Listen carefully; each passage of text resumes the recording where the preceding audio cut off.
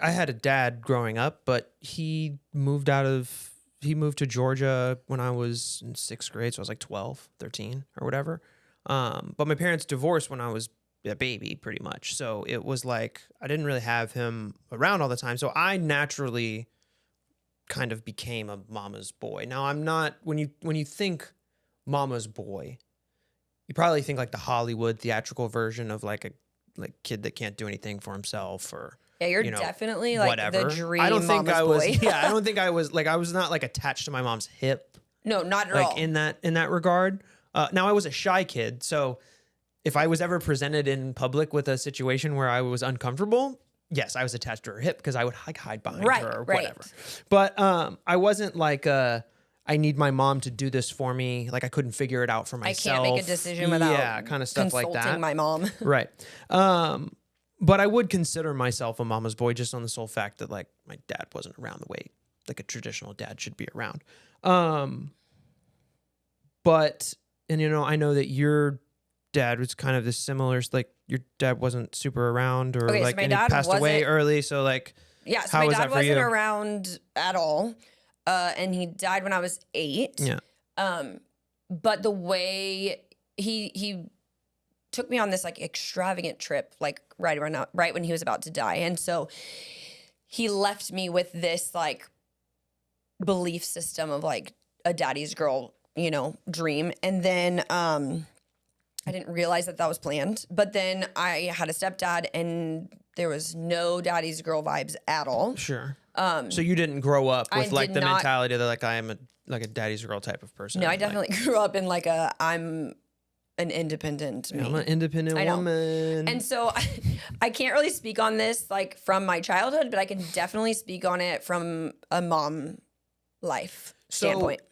You know, I think that there's just like psychological and biological factors into, you know, why that this phenomena kind of happens.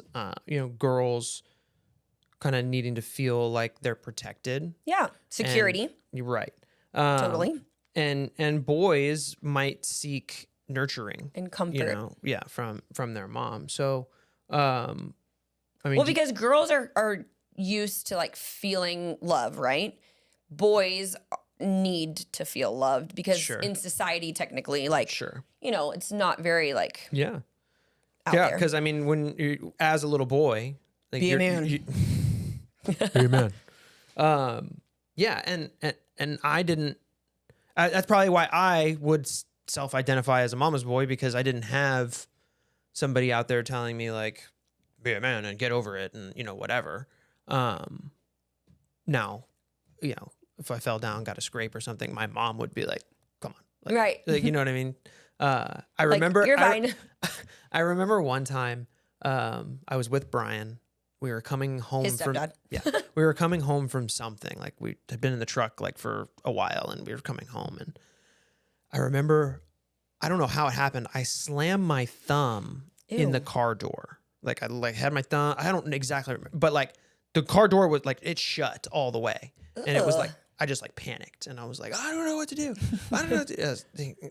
Open the door. Like, so open the door and like, my thumb like instantly is like black and bruised and whatever. My mom wasn't home, right?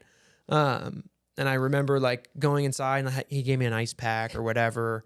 And then I just remember my mom coming home and like she came and checked on me, but it wasn't like I don't remember it being like this, like, oh my boy, like she was just like, you good? Yeah, it was kind of like it felt like that, and I was like, oh man, mom, like she's like, oh, you'll be okay.